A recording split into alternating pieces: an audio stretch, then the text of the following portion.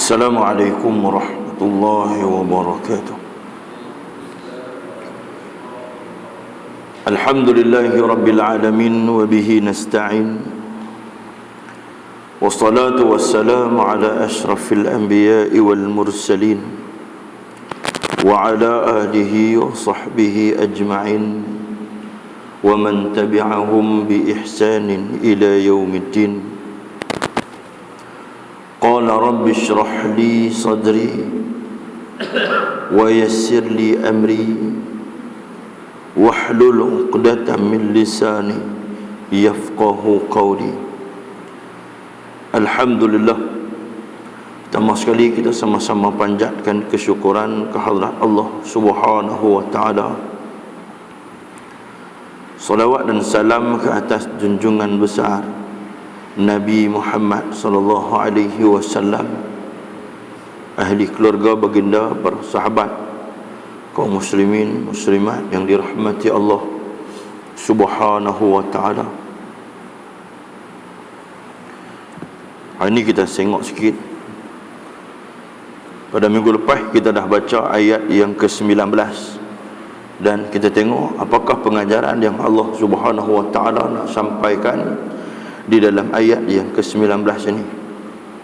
Jadi para alim ulama telah mereka ini membuat kesimpulan daripada apa yang Allah Subhanahu wa taala nak sampaikan berdasarkan kepada ayat. A'udzu billahi minasyaitonir rajim. Fa idza ja'atuhumul hasanatu qalu lana hadhihi wa in tusibhum sayyi'atun yattayyaru bi Musa wa man ma'ah ala innama ta'iruhum 'indallahi walakinna aktsarahum la ya'lamun. Shadaqallahul azim. Jadi ayat ini juga menjadi ayat keterangan bagi ayat yang ke-19, iaitu Allah Subhanahu wa taala berfirman, qalu inna tatayyarna bikum qalu ta'irukum ma'akum a in dzukirtum bal antum qaumun musrifun. Allah Subhanahu wa taala menyebut rasul-rasul itu membalas balik apa yang telah dikatakan oleh orang-orang Antakiyah ini, nahas dan malang kamu. Itu adalah disebabkan kekufuran. Maksudnya apa-apa juga yang Allah Subhanahu wa taala bala adalah disebabkan perkara buruk, perkara kufur yang telah mereka perbuat. Dan patutkah kerana kamu diberi peringatan dan nasihat dan pengajaran maka kamu mengancam kami dengan apa yang kamu katakan itu? Kamu bukanlah orang-orang yang mahu insaf, bahkan kamu adalah kaum yang melampau. Jadi apa yang dibuat oleh orang-orang Antakiyah ini sama seperti mana yang dikatakan oleh iblis kepada Allah Subhanahu wa taala. Qala anzirni ila yaumi yub'asun. Qala fabima aghwaytani la'aqudanna lahum siratakal mustaqim. Nah, kemudian Allah Subhanahu wa taala sebut lagi, lahu mu'aqibatun min baini yadayhi wa min khalfihi yahfazunahu min amrillah innallaha la yughayyiru ma biqaumin hatta yughayyiru ma bi anfusihim. Allah Subhanahu wa taala bagi peringatan. Itu adalah salah satu ayat yang Allah Subhanahu wa taala kata, thumma la'atiyannahum min baini aydihim wa min khalfihim wa an aymanihim wa an shama'ilihim wa la tajidu aktsarahum syakirin. Allah Subhanahu wa taala berikan peringatan bagaimanakah kita ini hendak menangkis serangan jahat yang dibuat oleh musuh Islam, iaitu serangan yang dibuat oleh musuh sama ada manusia ataupun sama ada daripada iblis. Jadi Allah Subhanahu wa taala kata iblis ini mereka menjadi kumpulan ataupun makhluk. Iblis ini adalah makhluk yang ingkar kepada Allah, seperti mana yang ditunjukkan juga oleh puak-puak Antakiyah. Dia tuduh bila orang bagi peringatan, dia tuduh kata mereka ni lah punca kepada kesalahan yang mereka buat. Sebelum ni mereka tak buat salah apa-apa pun, mereka duduk dalam keadaan baik. Tapi disebabkan datangnya Nabi, 3 orang Nabi ni, mereka jadi celaru. Kehidupan mereka ni jadi tak baik. Dan akhirnya mereka ini kufur kepada nabi-nabi ini dan juga kepada Allah Subhanahu wa taala. Begitulah juga apa yang telah dikatakan oleh iblis. Iblis pun kata juga, dia kata qala fa bima aghwaytani la aq'udanna lahum siratakal mustaqim. Iblis kata, wahai Tuhan, dia kata, oleh kerana engkau Tuhan yang menyebabkan daku tersesat, maka demi sesungguhnya aku akan mengambil tempat menghalangi mereka dari menjalani jalanmu yang lurus. Jadi iblis tuduh Allah Subhanahu wa ta'ala, tuduh Tuhan penyebab kepada jadinya perangai buruk iblis ini. Jadi Allah Subhanahu wa ta'ala tetap Tuhan, Allah Subhanahu wa ta'ala tetap Allah yang Maha Esa. Jadi bila kita melihat kepada ayat ini, fa idza ja'atuhumul hasanatu qalu lana hadhihi, iaitu Allah Subhanahu wa taala kata, kemudian apabila datang kepada mereka kesenangan, mereka berkata, ini ialah hasil usaha kami. Insya-Allah sekali kita tengok satu hadis yang telah diriwayatkan oleh Zaid bin Sabit. Nah, apa yang telah dipesan oleh baginda Nabi sallallahu alaihi wasallam. Saya kita baca ayat yang ke-20 dan kemudian insya-Allah kita sebut hadis yang dipesan oleh Nabi sallallahu alaihi wasallam kepada para sahabat, dan ianya menjadi pengajaran dan kita kena ikut sampailah kita bertemu dengan Allah Subhanahu wa taala. Kemudian kita lihat kepada pengajaran daripada ayat ini, dan jika mereka ditimpa kesusahan, mereka mengatakan nahas malang itu disebabkan oleh Nabi Musa. Lepas tuduh pula Nabi Musa dan pengikut-pengikut dia. Ni ayat-ayat yang lain. Nah, ayat lain pun sama saja. Tuan-tuan, tiap-tiap zaman ada manusia yang paling jahat dan ada manusia yang paling baik. Nah, di zaman Nabi Nuh alaihi salam, manusia yang jahat, manusia yang paling jahat pada ketika itu ialah manusia ialah yang mereka ini tidak mau beriman kepada Allah Subhanahu wa taala. Tiap-tiap zaman ada. Mai zaman Nabi Ibrahim paling jahat sekali ialah siapa? Namrud cukup jahat. Lah, cukup jahat pada ketika itu, walaupun ada di kalangan mereka itu orang yang paling baik, iaitu Nabi Ibrahim alaihi salam. Kemudiannya di zaman Nabi Musa alaihi salam, Allah Subhanahu wa taala tunjuk contoh Nabi Musa dan Nabi Harun, orang yang paling baik pada ketika itu. Dan ada juga orang paling jahat, Firaun di zaman itu. Kemudian datanglah pula zaman Nabi Isa alaihi salam. Nabi Isa orang yang paling baik. Mai Yahuda, nah, ketua kepada puak-puak ni, puak orang yang paling jahat. Begitulah juga zaman-zaman yang seterusnya. Zaman Rasulullah sallallahu alaihi wasallam, Rasulullah manusia yang Allah utus, manusia yang paling baik pada ketika itu.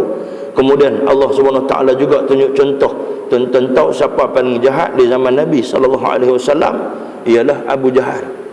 Abu Jahal, walaupun Allah Subhanahu wa taala rakamkan di dalam Al-Quran nama Abu Lahab, ponakan Nabi, tapi yang paling jahat ialah Abu Jahal.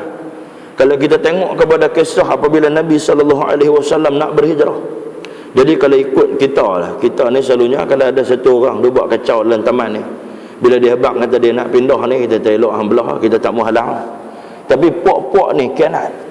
Yang kata Abu Jahal ni, dia ni duk bincang, kemudian dia buat satu mesyuarat di Darun Nadwah. Panggil habis ke semua ni, kabilah-kabilah ni, semua yang dia tak panggil, Bani Hashim. Nah, dia tak panggil apa ni keluarga-keluarga Rasulullah. Ataupun ada kabilah yang memang baik dengan Bani Hashim ni, dia tak panggil. Yang lain semua dia panggil habis. Panggil semua ni, termasuklah pemuda-pemuda di kalangan bani-bani yang ada pada ketika tu, di kalangan kabilah-kabilah yang ada, suku-suku yang ada pada ketika tu. Jadi mereka ni semua berbincang, termasuklah iblis yang mai dalam rupa bentuk seorang tua yang kononnya seorang yang alim, seorang tua yang boleh berikan pendapat. Jadi iblis lah kata, dia kata kita nak buat apa-apa pun kita kena ada perancangan yang rapi. Sebab apa Muhammad ni kita jangan pandang lekeh kat dia. Jadi mereka ni pun berbincang dan bermesyuarat. Jadi dalam mesyuarat mereka tu, mereka tegaskan yang pertama sekali, jadi kabilah-kabilah yang ada ni sebenarnya mereka ni pun bukannya ada hati jahat sampai nak bunuh Nabi. Tak ada sebenarnya. Dia kata kita nak bunuh dia. Sebab dia bukan buat apa. Dia cuma bawa mai satu ideologi baru, dan dia bawa mai satu pendapat baru bahawa ada Tuhan selain daripada Tuhan nak kita sembah. Kita duk sembah ni pun Tuhan ni tak sama. Ada Tuhan yang dibuat daripada pokok kurma, ada Tuhan yang dibuat daripada buah kurma. Sebab tu yang Sayyidina Umar kadang-kadang dia senyum, kadang-kadang dia menangis. Dia tersenyum bila dia ingat balik dia buat Tuhan daripada buah kurma. Kemudiannya dia akan tawaf keliling Tuhan dia, Sayyidina Umar. Kemudian dia lapang, dia pergi dekat Tuhan, dia makan Tuhan tu yang dia gelak. Dia gelak balik, fikir-fikir balik, kita buat satu kerja bodoh. Satu kerja bodoh, pergi duk makan Tuhan. Dia kata, pergi buat Tuhan, kemudian makan Tuhan. Kadang-kadang Sayyidina Umar ni menangis. Dia kata, sebab apa? Kadang-kadang dia fikir kebodohan dia dan kejahilan dia. Dia bunuh anak perempuan dia. Jadi dia korek liang untuk anak perempuan dia, korek. Bila peluh, anak ni lah yang main lap peluh dia. Anak ni jugalah yang buat main air dekat dia, bagi dia minum. Selepas siap dia korek apa, dia tendang anak ni masuk dalam tu. Tapi tuan-tuan, di zaman kita lebih dahsyat dan lebih zalim. Yang terbaru ni, dia lempak anak dia yang masih bayi daripada tingkat 3. Lempak turun mai, pecah kepala. Kita tak boleh tengok. Manusia apa ni? Sebab tu Nabi pesan kepada sahabat-sahabat, berdoalah dengan satu doa, Masya Allah, la hawla wa la quwata illa billah. Tuan-tuan pun hafal, supaya kita ni tak bertemu dengan musibah, tak bertemu dengan dajjal. Mudah-mudahan kita mati dulu tak bertemu dengan dajjal. Takut kita tak boleh mampu dengan fitnah yang dibawa oleh dajjal. Sebab apa? La ni tuan-tuan, banyak perkara yang berlaku hari ini adalah bala yang Allah Subhanahu Wa Taala himpunkan sejak daripada zaman Nabi Adam alaihi salam sampailah kepada zaman Rasulullah. Semua bala-bala yang kita kenal hari ini adalah himpunan daripada bala-bala dulu. Contohnya Allah Subhanahu Wa Taala bala kaum Nabi Nuh alaihi salam. Allah bala kaum Nabi Nuh dengan banjir besar. Sebelum tu tidak pernah berlaku bencana banjir besar. Kemudiannya mai pada zaman selepas pada tu zaman Nabi Isa, Nabi Musa alaihi salam, Allah Subhanahu Wa Taala bala Nabi Saleh, kaum Ad, Allah Subhanahu Wa Taala bala mereka ni. Bala mereka dengan Allah Subhanahu Wa Taala hantar mai ribut yang dahsyat. Sebelum tu tidak pernah berlaku bala yang seperti tu. Kemudiannya pada zaman Nabi Saleh alaihi salam yang kita cerita minggu lepas, Allah Subhanahu Wa Taala bala mereka ini dengan Allah Subhanahu Wa Taala hantar mai gempa bumi, fadam dama alaihim rabbuhum bidzambihim fasawaha. Allah Subhanahu Wa Taala hantar bala yang dahsyat, kemudian Allah Subhanahu Wa Taala tindan puak-puak Nabi Saleh ini dengan bangunan-bangunan yang mereka buat sendiri. Kemudiannya kaum Nabi Lut alaihi salam, Allah terlangkup mereka. Allah pusing bumi, terlangkupkan mereka disebabkan perbuatan buruk maksiat mereka kepada Allah Subhanahu Wa Taala. Dan mereka ni lagi ganai, malaikat pun mereka nak lewat. Yang kata puak ni garut betul kan? Malaikat pun mereka berani nak lewat. Yang cerita satu kisah, cerita sebelum malaikat ini pergi serang ataupun pergi bala kaum-kaum Nabi Lut ni. Jadi mereka ni selalunya malaikat mai jumpa Nabi-Nabi ni, mai jumpa seorang saja malaikat akan mai jumpa Nabi-Nabi ni. Yang kerap mai jumpa Nabi-Nabi ni Jibril. Ataupun kalau malaikat maut pun dia main nak cabut nyawa, dia main seorang je, dia tak bawa geng. Kita yang duk jadi gangster ni kan, nak pukul orang ya bawa 3, 5, 6 orang geng. Seorang-seorang kita tak berani pergi kan, seorang-seorang kita pengecut dan kecut kan. Tapi kalau ada geng kita berani, malaikat pergi seorang saja. Tapi bila Allah Subhanahu Wa Taala utuskan ramai malaikat dalam satu perjalanan ni, Allah Subhanahu Wa Taala utuskan malaikat ni dalam perjalanan mereka nak pergi bala Nabi Lut alaihi salam, kaum Nabi Lut alaihi salam. Mereka singgah di rumah Nabi Ibrahim. Saya rasa saya pernah cerita dah dulu. Dia singgah di rumah Nabi Ibrahim, yang Nabi Ibrahim pada ketika itu umur dia sudah tua. Umur dia tua dah. Dan Siti Sarah pun, Nabi Ibrahim kalau tak silap dah umur 100 tahun. Siti Sarah pada ketika itu yang tak ada anak, yang kita kata mandul lah kan, dia umur 90 tahun. Jadi Siti Sarah ni tak pernah dia putih-putih berdoa kepada Allah Subhanahu Wa Taala supaya Allah Subhanahu Wa Taala memberikan zuriat kepada dia kan. Sebab apa? Nabi Ibrahim berkahwin dengan Siti Hajar saja dapat anak. Tapi berkahwin dengan dia ni lama, dan dia ni isteri sulung. Isteri sulung kepada Nabi Ibrahim. Tapi tak dapat anak.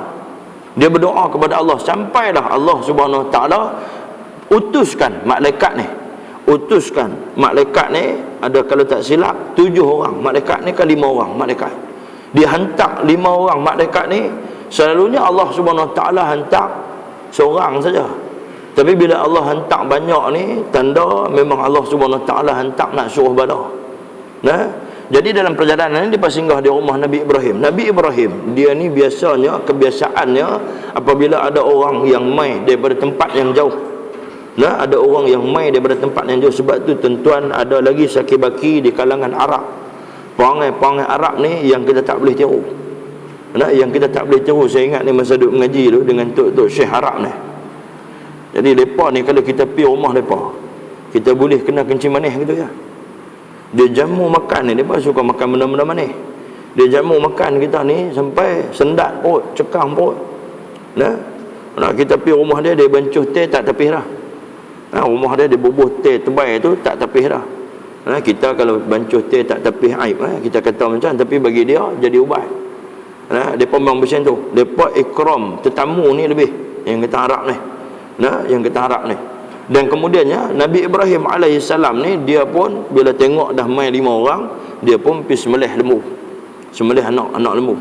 Sembelih anak lembu ni nak bagi makan dekat 5 orang. Dia tengok yang mai tu orang badan berkemas-kemas, muda-muda, jadi dia sembelih sekok lembu. Anak lembu ni nak jamu kepada tetamu yang mai ke rumah dia. Jadi pun dia mau masak apa semua, kemudian nak jamu depan ni.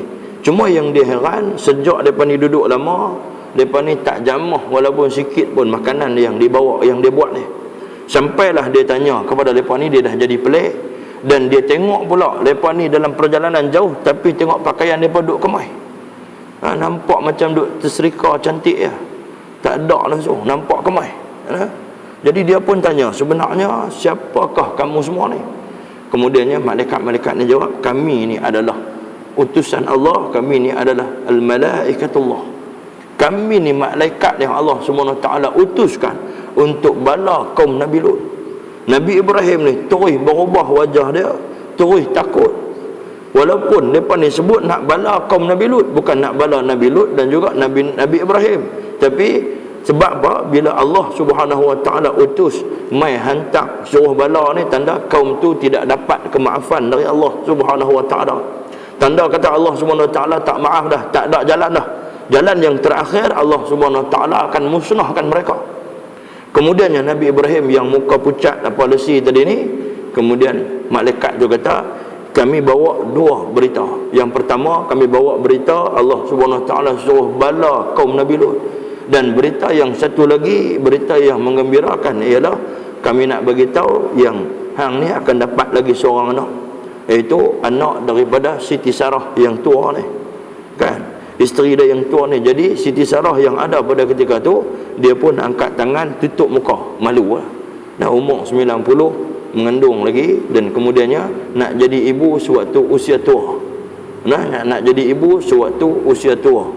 Wallahualam, yang tu kuasa Allah Subhanahu wa ta'ala. Ikut hukum adat, ikut hukum manusia ni, kita tak boleh dah. Umur tu tak boleh dah, kan? Umur tu memang tak boleh dah. Jadi Allah Subhanahu wa ta'ala hantar malaikat ni, dan malaikat bala kaum Nabi Lut. Sebab apa? Puak ni ingkar kepada Allah Subhanahu wa ta'ala. Begitulah juga di zaman Rasulullah sallallahu alaihi wasallam. Apabila berkumpul semua kabilah-kabilah ni dan mereka berbincang, jadi ramai di kalangan kabilah ni tak setuju Nabi sallallahu alaihi wasallam, Nabi Muhammad sallallahu alaihi wasallam dibunuh. Sebab dia bukan ada buat kacau apa.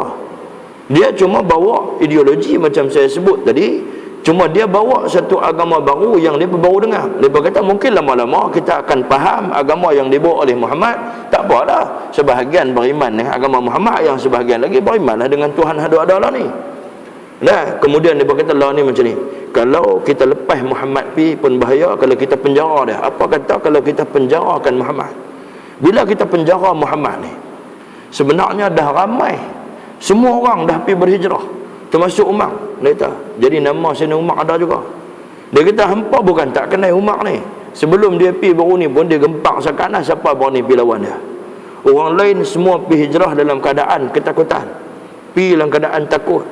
Suhaib bin Sinan Ar-Rumi, tuan-tuan, dia ni orang yang berpengaruh, orang yang kaya raya. Dia lebih kaya daripada Abdul Wahab.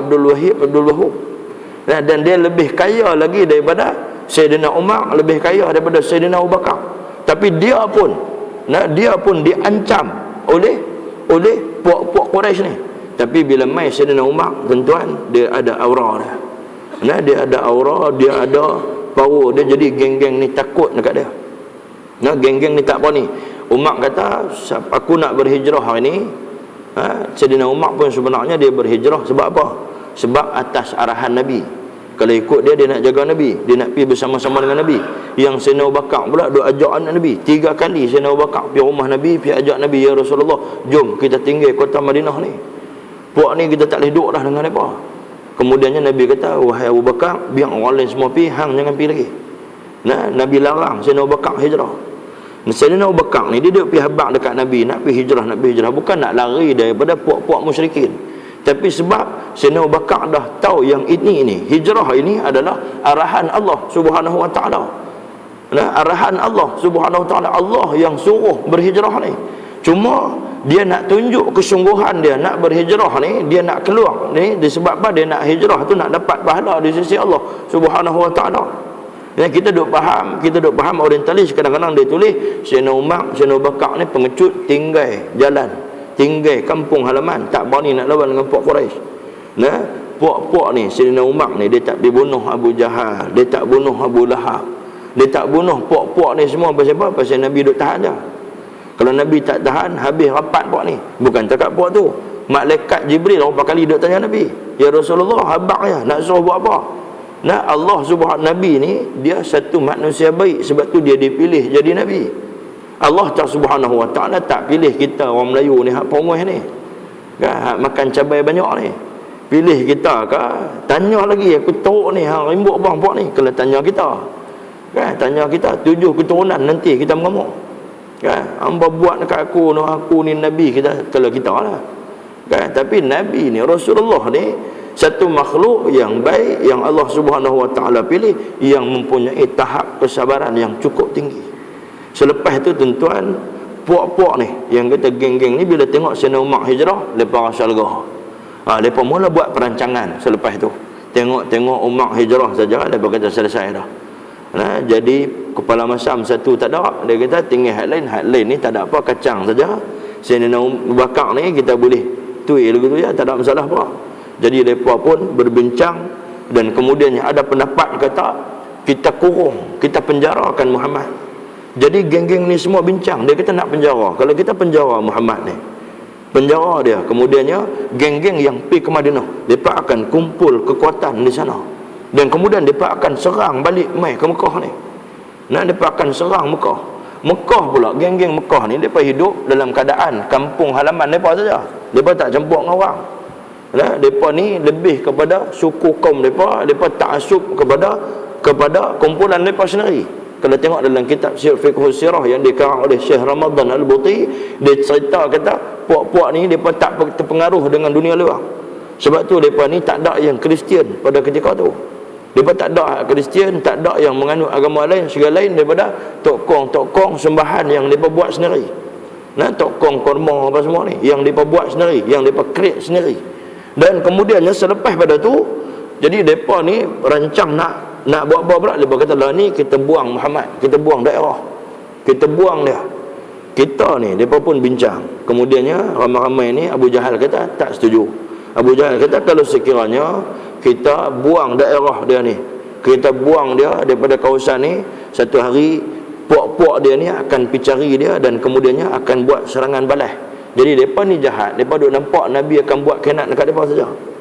Siapa penyamun? Pencuri ni tuan-tuan, dia kaki mencuri, dia semua nampak semua orang pencuri. Sebab tu yang dia ni bila dengar hukum hudud saja dia tak boleh terima. Pasal apa tuan-tuan? Pasal dia nampak semua orang pencuri, nanti kalau buat dia, nanti orang pertama akan kena kerat tangan, dan orang lain semua ni pencuri. Sebenarnya dia tu pencuri besar. Pencuri besar. Lagi kita akan sebut satu hadis yang ada kaitan dengan puak-puak ni. Puak-puak ni yang Nabi sebut dah. Rupanya ada hadis yang Nabi sebut yang dikaitkan dengan puak-puak yang tak mau kepada Islam, tak mau kepada hukum Islam, tapi mau kepada pakaian Islam, mau kepada cara hidup Islam. Kemudiannya yang terakhir sekali, kita duk bincang-bincang, akhirnya Abu Jahal dia bagi lagi satu pendapat. Dia kata pendapat yang paling baik ialah kita lenyapkan Muhammad ini daripada muka bumi ini. Jadi kita bunuh dia, yang tu jalan terbaik. Jadi kabilah-kabilah ni dengar rancangan yang dibuat oleh Abu Jahal, mereka tak setuju terus. Mereka tak kata pendapat yang paling baik, tapi mereka kata kita nak bunuh. Dia kata kami tak berani. Sebab apa? Hampa bukan tak kenal Bani Hashim ni. Bani Hashim ni bukannya lekeh-lekeh. Kan? Bani Hashim ni bukan satu kumpulan lekeh. Satu kabilah tu saja boleh main serang kita. Hampa bukan tak tahu siapa dia Sayyidina Hamzah. Siapa dia Hamzah ni?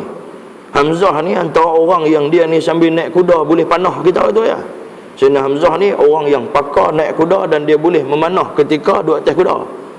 Kan? Kita tak boleh naik kuda pergi duduk sambil memanah, habis patah tulang rusuk habis dah. Kita jangan duduk action. Tadi duduk dengar Sayyidina Hamzah boleh buat, aku takkan tak boleh buat. Pergi naik kuda sambil duduk buat action panah apa, tergeliat patah pinggang. Jangan duduk buat mereka main. Kan? Superman pun lumpuh main dengan kuda ni. Kan? Dan tahu Superman dulu ni, hero Superman. Lumpuh lagu tu ya, jatuh kuda. Tambah ni puak-puak ni. Jadi geng-geng ni semua ni buat perancangan. Akhirnya bila Abu Jahal ni bagi lagi satu pendapat.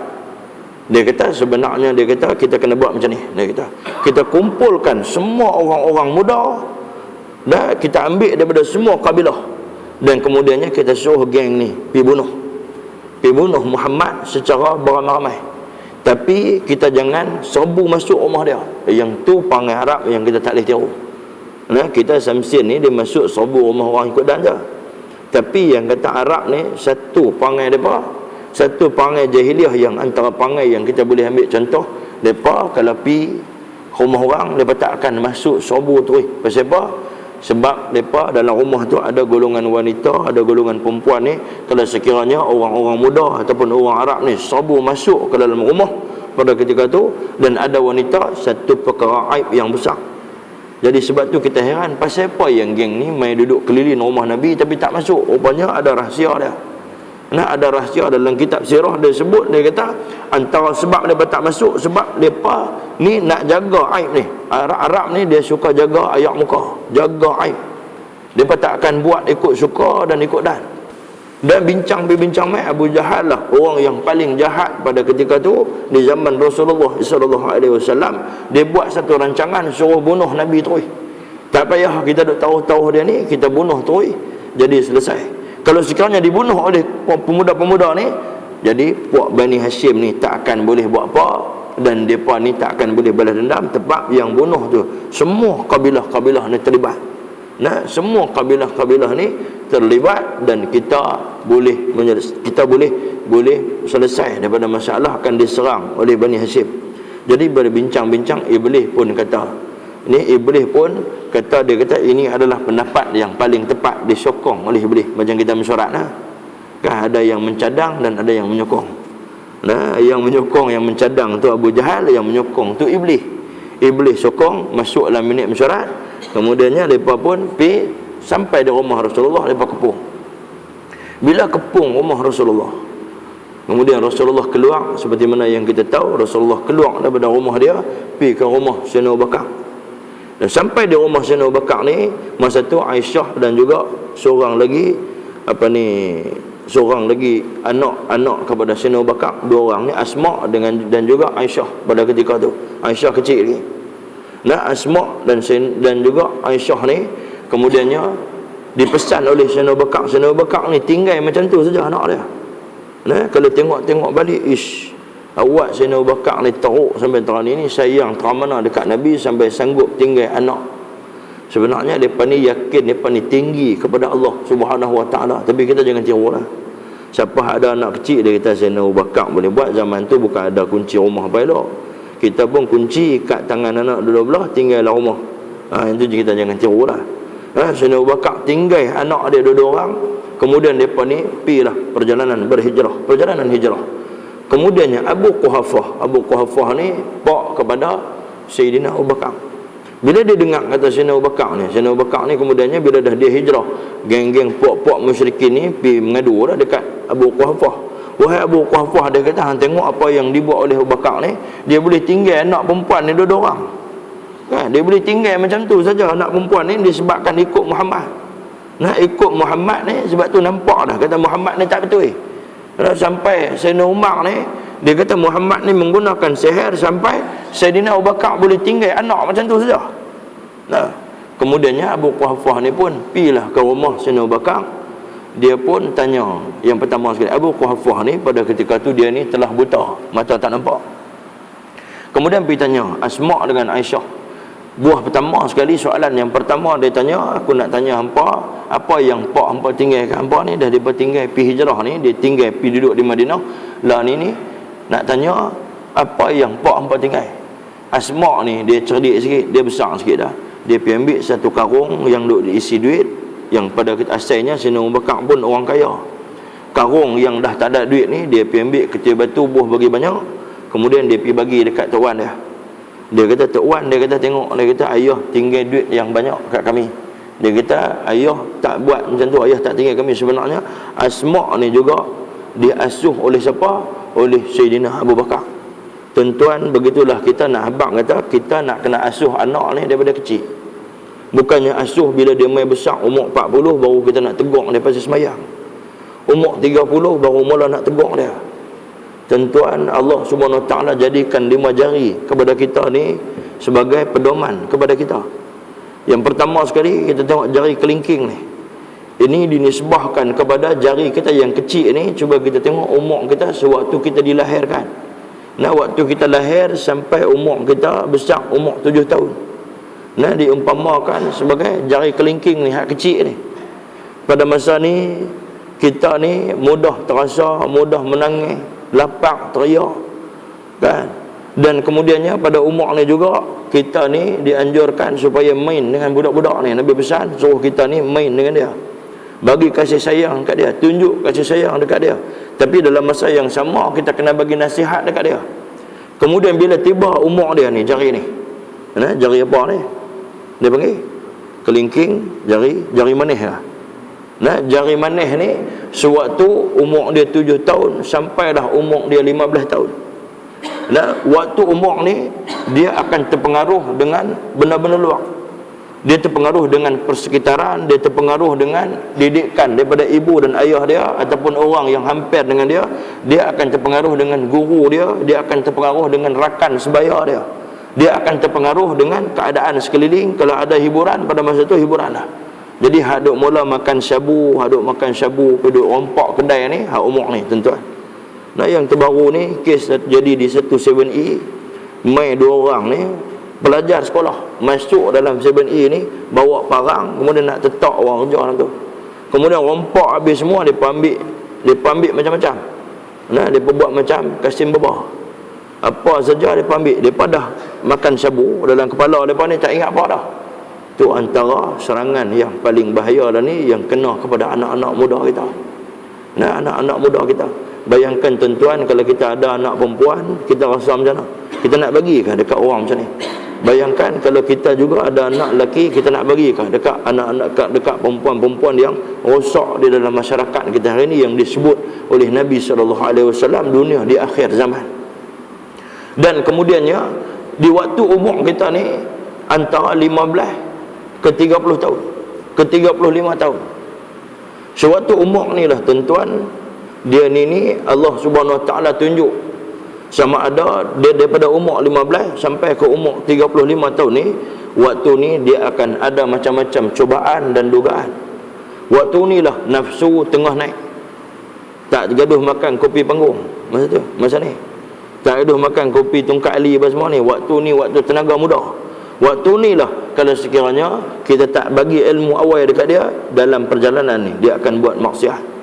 Nah, dia akan buat maksiat tuan-tuan. Kita duk kata kita ni kalau kedai Cina, kedai orang bukan Islam ni kita payah. Tapi ada sahabat kita tuan-tuan, ada kawan-kawan yang cerdik, yang ada pendidikan, masuk universiti, yang nampak ni macam orang pandai. Tapi tuan-tuan, dia boleh pergi masuk kedai Cina, ni apek mi goreng satu, babi jangan buah. Saya pesan order seorang yang kita kata buat teh tarik tu kurang mana macam tu lah. Lebih kurang tu ya. Dia masuk dalam kedai Cina, hak dia tahu dah Cina tu jual babi, kan duk goreng dalam satu bekas tu. Dia masuk-masuk, dia duduk masuk-masuk tu order. Apek mi goreng satu. Dia kata tapi you babi jangan bubuh. Macam kan kita order teh tarik, nah kurang mana. Nah lebih kurang ya. Itu pasal apa? Pasal tak dilatih, tak diasuh daripada awal, mai umur 15 sampai 35 tahun jadi mal'un.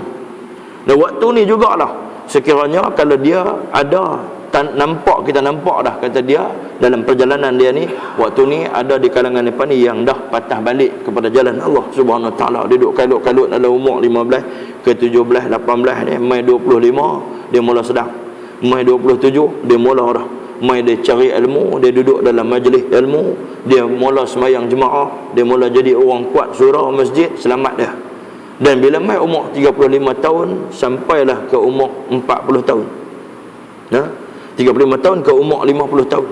Di umur ni tuan-tuan, kalau sekiranya kita tengok masih lagi tak mai masjid, masih lagi tak nampak rupa di dalam majlis-majlis ilmu, dia kesan ni akan sampai kepada apabila umur dia 50 ke 70 tahun.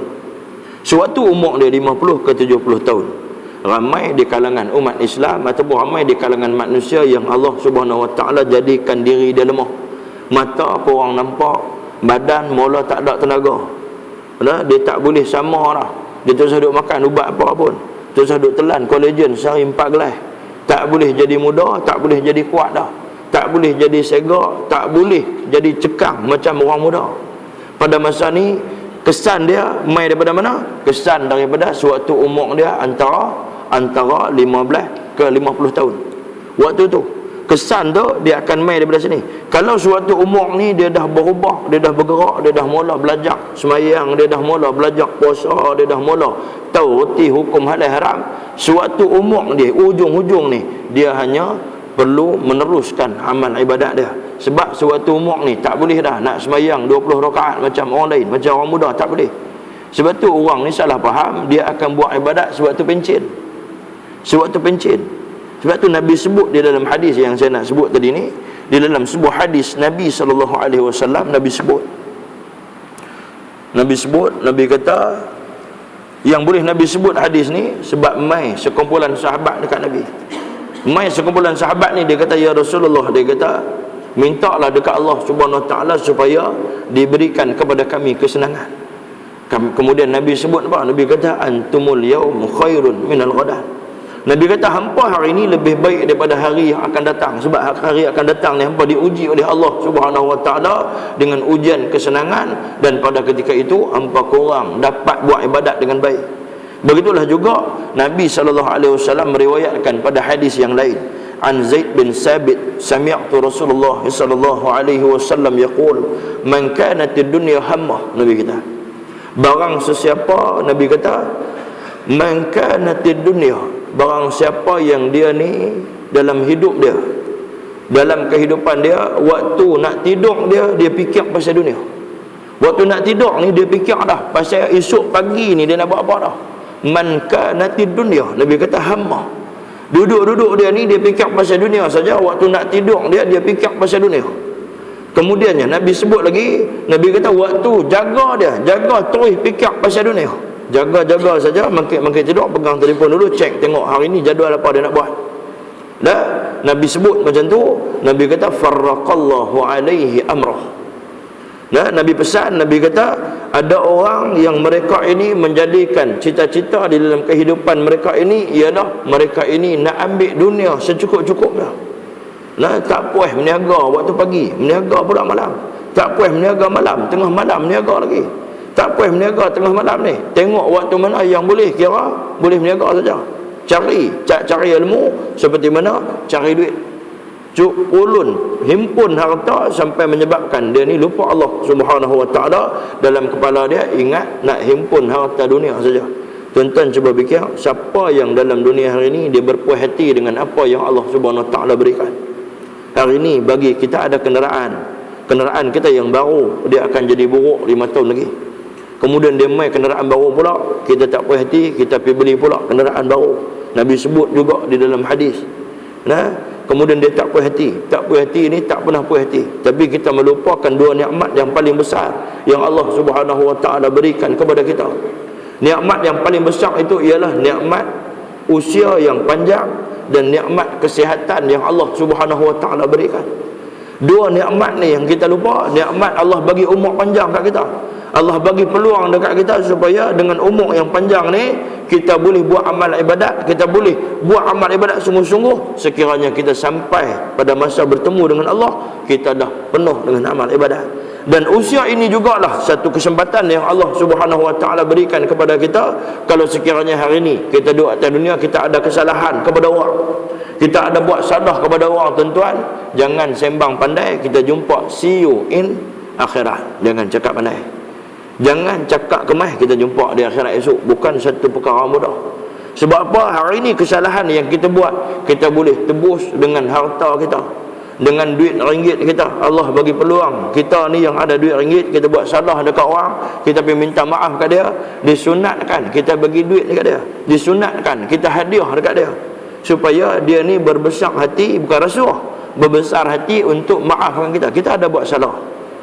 Ada satu kes dulu ni, masa muda-muda kita pergi mengurat girlfriend dia buat pelari menikah dengan kita. Kita rasa bersalah, duk kahwin lama pun duk berasa tak puas hati. Pergi jumpa dia balik, minta maaf kat dia.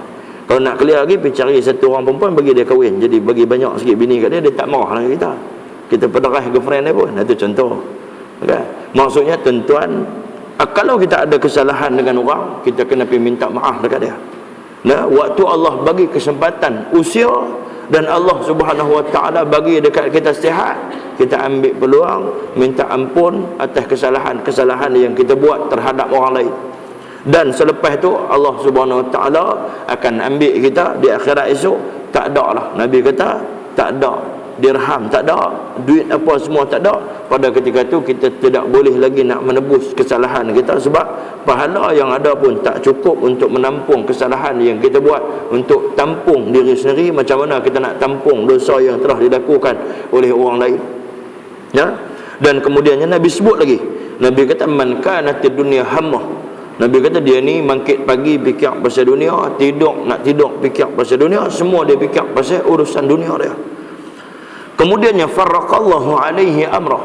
Nabi kata Allah Subhanahu Wa Taala akan porak-perandakan hidup dia.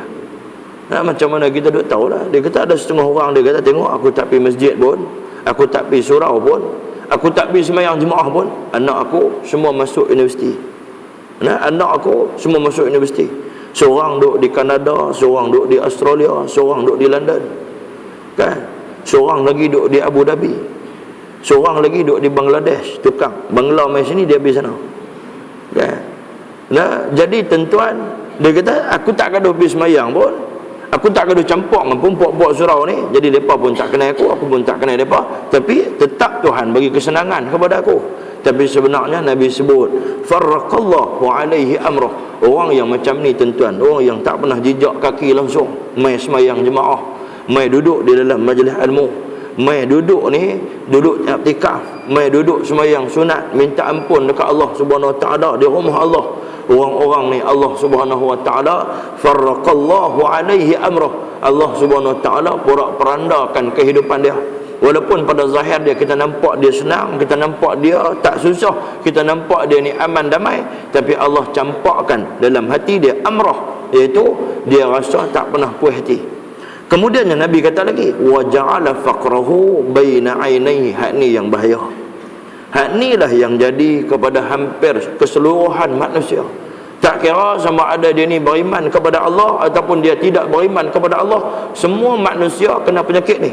Nabi kata wa ja'ala faqrahu. Allah Subhanahu Wa Taala selepas daripada dia ni mangkit pagi, tidur pagi, ingat pasal dunia, dan kemudian Allah Subhanahu Wa Taala jadikan pada diri dia ni duduk dalam keadaan buat apa pun serba tak kena, dan kemudian Allah jadikan pula wa ja'ala faqrahu baina ainaihi.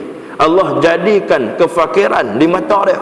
Di antara kedua mata dia ni Allah jadikan kefakiran. Maksudnya tuan-tuan, pasal apa? Gaji 5,000 tak cukup, gaji 10,000 tak cukup lagi, gaji 20,000 sikit dia kata, gaji 60,000 sampai gaji 24 juta tak cukup juga, kan? Gaji sampai 24 juta tak puas hati, kan? Ada kenderaan hebat dah, Allah bagi kat dia kenderaan mewah, tak puas hati, nak beli kenderaan lain pula, kan? Ada rumah istana cantik dah, reban buat lain, dia kata tak puas hati sebab yang ni seni bina yang lama, buat lain. Sebab apa? Allah Subhanahu Wa Taala jadikan kefakiran di mata dia. Tuan-tuan, yang ni kita pun kena. Tak percaya tuan-tuan tengok pagar rumah kita, kan? Pagar rumah kita sama dengan surau umum malam ni. Kata kita ni minta sikit lah, kita nak buat sikit tambah aircon, pasal tak apa sejuk. Dan esok dia perban, saya kata tidak ada lah duit sikit nak bagi, tapi pergi buat pagang lah, pagang pun tak elok, lama pagang lama lah. Kita bagi alasan kot tu. Jadi tuan-tuan, tengok kita pakat betul buat pagang bagi cantik. Tengok clear dah pagang tak apa semua clear, pergi buat dapur pula bagi cantik. Kemudiannya pergi mandi lah, pergi mandi sauna tak mana tu, tengok tempat mandi berair cantik, tiru buat sebiji macam sauna tu. Buat di rumah dia, buat bagi elok apa semua ni. Tempat yang kita duduk hanya sementara, kita buat perelok bagi elok.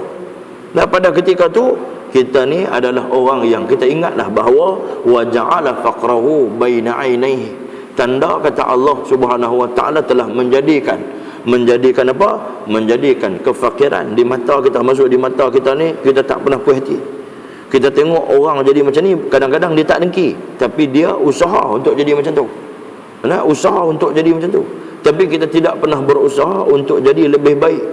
Kita tengok dia ni rajin baca Quran, kita tak pernah berusaha untuk baca Quran. Tuan-tuan, antara perkara yang membimbangkan, semalam ni selepas kuliah di Paya Keladi hujung semalam, kawan lama tak jumpa lama dah, dia mai cari di surau Paya Keladi tu. Kemudian keluar, selepas tu pergi kena dengan dia lem chop, pergi kena kambing. Sambil-sambil duduk sembang kena kambing ni, dia kata ustaz, dia kata saya dapat mesej, dia kata daripada kawan yang duduk di luar. Dia kata duduk di Timur Tengah, di negara Arab. Jadi tuan-tuan, tempat-tempat cetak kitab ni banyak di luar. Contoh di Lebanon, kemudian di Madinah dicetak kitab dan juga dicetak nak tulis Al-Quran ni. Tempat-tempat cetak Al-Quran.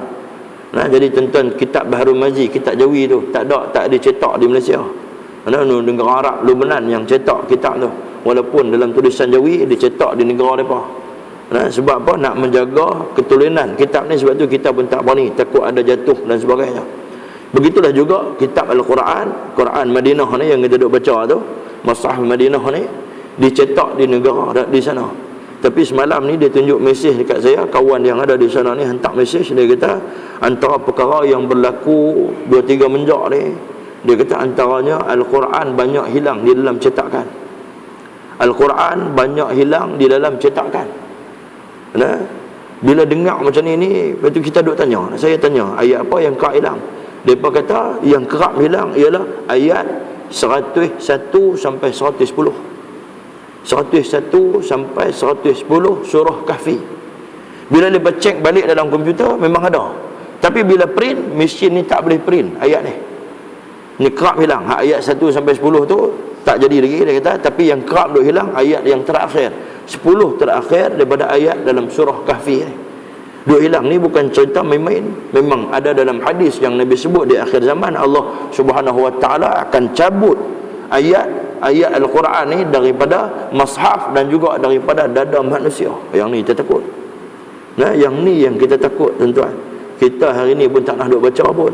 Bayangkan kalau sekiranya jadi betul-betul mana-mana dalam tab ni pun hilang, dalam komputer hilang, dalam mushaf hilang.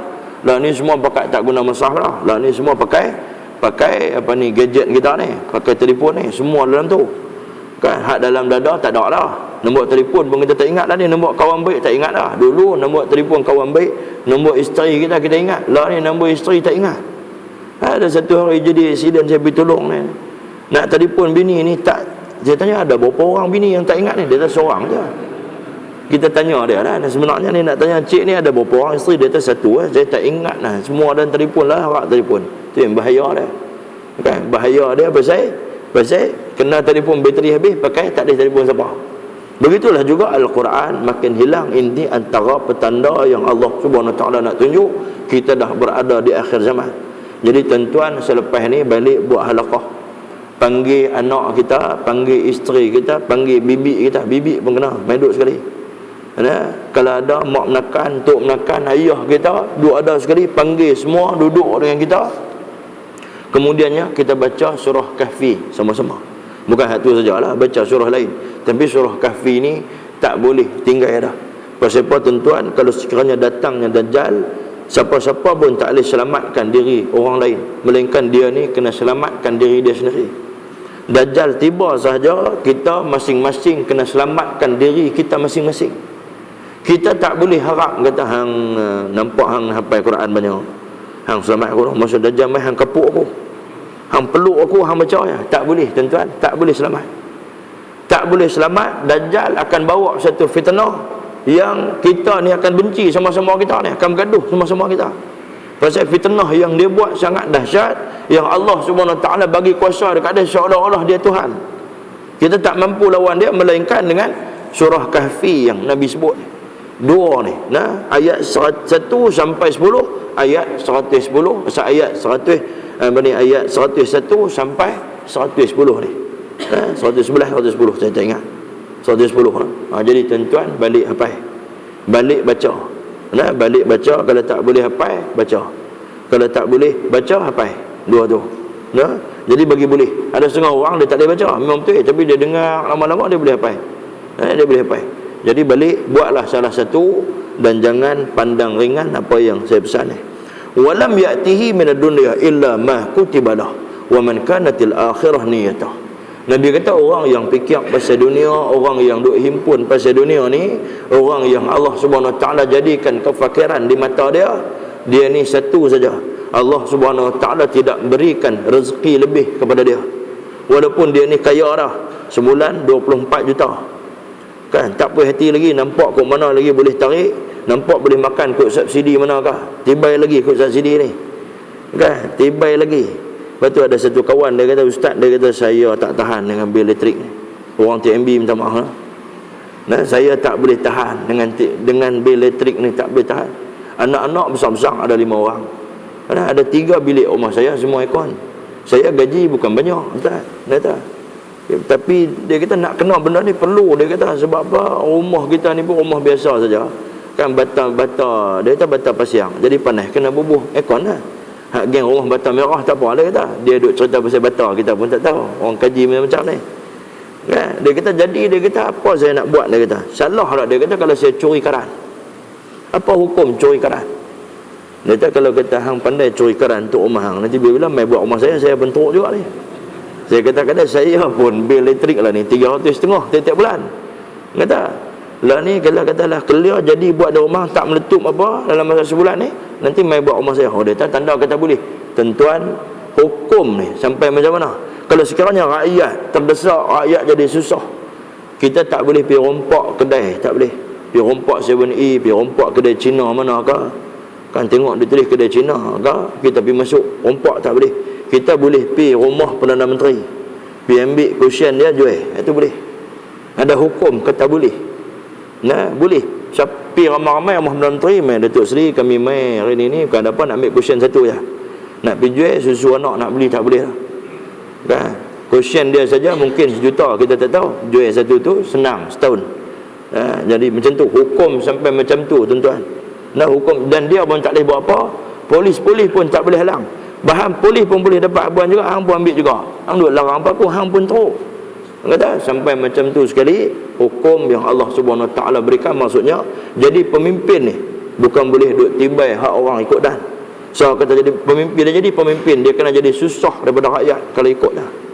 Jadi pemimpin ni dia kena jadi lebih susah daripada rakyat, bukan rakyat susah daripada dia. Jadi pemimpin ni dia kena jadi susah. Tapi kita faham hari ni bila jadi pemimpin, kita kena jadi lagi kaya daripada orang di bawah kita. Baru orang pandang kita. Itu adalah satu kesalahan yang besar daripada sudut yang Allah Subhanahu Wa Taala berikan. Jadi Allah Subhanahu Wa Taala kata apa? Walam ya'tihi minad dunya illa ma kutiba lahu. Allah Subhanahu Wa Taala kata apa? Allah Subhanahu Wa Taala kata Allah Subhanahu Wa Taala tidak akan berikan rezeki lebih kepada dia. Maksudnya walaupun dia ni gaji banyak dah setiap bulan, Allah tak bagi rezeki lebih dekat dia. Maksudnya Allah bagi berdasarkan kepada usaha dia selama ni. Dan kemudiannya Nabi sebut lagi, wa man kanatil akhirah niyatah. Dan kalau sekiranya dia ni duk pulun pasal akhirat, dan dia kerja biasa saja, gaji pun kecil, pangkat pun biasa saja, tapi dia ni berkat hidup dia. Anak 5 orang boleh mengaji cantik elok, tak ada siapa yang terkandai. Karena maksudnya berkat, makan boleh elok, boleh makan rezeki yang halal. Allah Subhanahu Wa Taala kata apa? Jama'allahu lahu amrah wa ja'ala ghina'u fi qalbi wa atatuhu dunya wa hiya raghimah. Nabi kata Allah akan jadikan pada hati dia ni mempunyai kekayaan jiwa. Nah, walaupun dia ni duit sikit, gaji sikit, tapi dia boleh bersedekah. Dia boleh bersedekah. Walaupun dia gaji dia kecil, dia tidak kedekut. Dia tak ada langsung perasaan kedekut. Jama'allahu lahu amrah. Allah Subhanahu wa ta'ala jadikan kepada dia ni, hak tadi ni farraqallah. Allah jadikan hidup dia ni porak-poranda. Tapi hak ni Allah Subhanahu wa ta'ala himpunkan segala kebaikan, Allah campakkan kepada orang-orang ni.